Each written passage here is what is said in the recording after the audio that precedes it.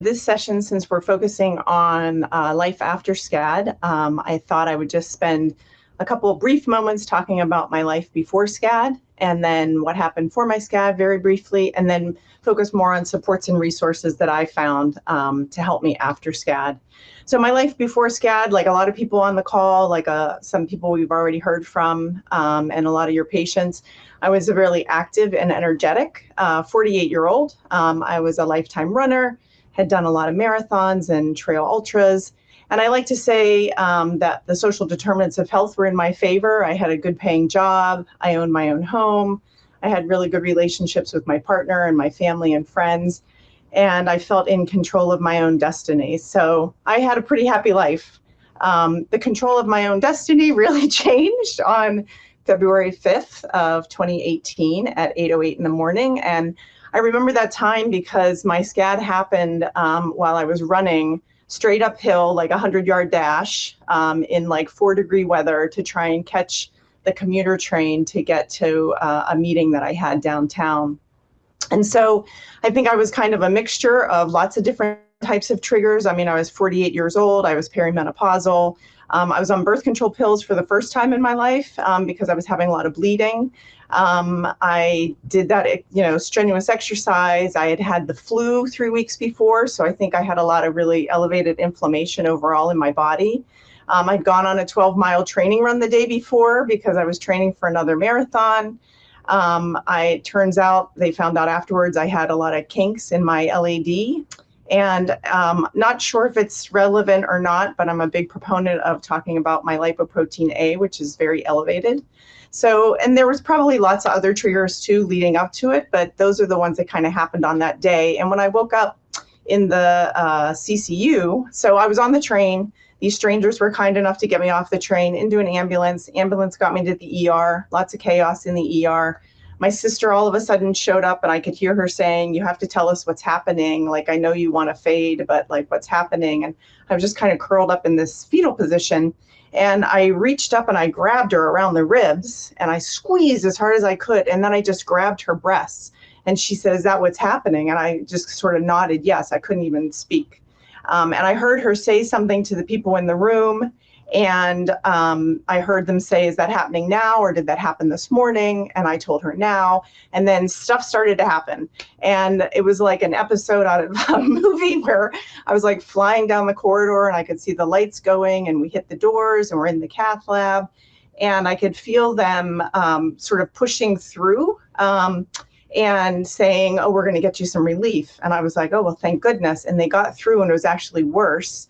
And they said, "What is your pain like?" And I said, it's actually even worse. It's like an 11. And I was in and out. When I say I'm talking, it wasn't like I was like super well conscious here. And I heard them say, "Oh, she's having another one." And so as it turns out, I'm not sure if it really dissected because they were putting a stent in. I have no idea. But when they got through the second one, I took like the deepest breath of my life. And then I was out again and I woke up in my room in CCU. And I felt what a lot of people have talked about feeling. I felt really guilty of all things. And I was extremely embarrassed. Like I thought, oh my God, what did I do? Like I must have done something wrong for this to happen. I was a little lost. I was angry. I was definitely scared and I was really sad. And then I was also the flip side. I think about it. I also became really hyper aware of lots of little things. And so that, sort of began my journey to look for supports and resources that would help me thrive and not just survive after SCAD. So I'll just highlight a couple of things that worked for me. I don't know, other people have other things, but we've talked a lot about cardiac rehab and mental health services. When I came to in the CCU, I remember saying to my husband, I'm going to need somebody to help me get through this. And I was lucky enough to find a great psychologist that was close by that I could go to that really helped me get over a lot of the PTSD that I had from the event. And I'll say overall, I was really lucky, I think, also because cardiac rehab and my psychologist, they were nearby. They were hours that I could make during my day. I had a job where I could take time off. Insurance paid for my visits. I feel like if anyone's going to have a heart attack, everyone should have this level of access to services. So my plug that I always make, that I think it's great to tell people to go to cardiac rehab, but cardiac rehab does not, at least where I went, It had no evening hours. It had no weekend hours. It had no childcare if anyone had children that they needed to like have taken care of. And, you know, it needs to be tailored to all different levels, all different ages and abilities. So the guy on the left is Joe. He was turning 100 years old. And so it was the oldest and the youngest person in cardiac rehab. And, you know, my goal was, I mean, although I do look like I'm going fast in that picture, trust me when I say that was a very slow jog, but I was so excited when they actually got to the place where they let me run in cardiac rehab. Sorry, that always gets me, that picture. The other thing for me that was really important is, hang on one second, is just finding people who inspired me. And I don't know if anyone knows about this group, but it's a really great group out there called Cardiac Athletes. And if you don't know of them, or if you know somebody who could benefit from them, it's a global organization. And it's people that have had all different types of heart events. And they have all different levels of activity that they try and stay with. Some are runners, some are bikers, some are hikers.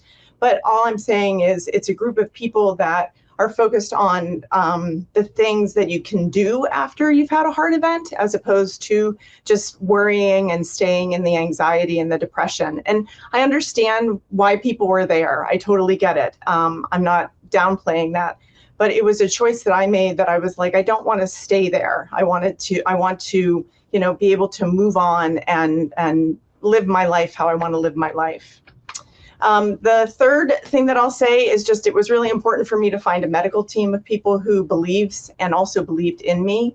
I was told lots of unhelpful things on the left-hand side of the slide. These were actual things that people said to me after, medical professionals, after my event. And so the most helpful things are the things we've talked about earlier. Like, one is like when people ask me to say, like, tell me about what happened on that day. You know, let me look over your records with you and I can show you where you had a dissection and here's where you dissected the second time. And I believe you. Those are really important words to me as a patient, to have medical professionals tell me that. And then so far in my journey, I've decided that I'm going to define my own life and I'm not going to let SCAD define it. I think this morning Rebecca was talking about, you know, maybe this is, I didn't actually even know there was a word for words for this, but this is probably more a story of incorporation for me.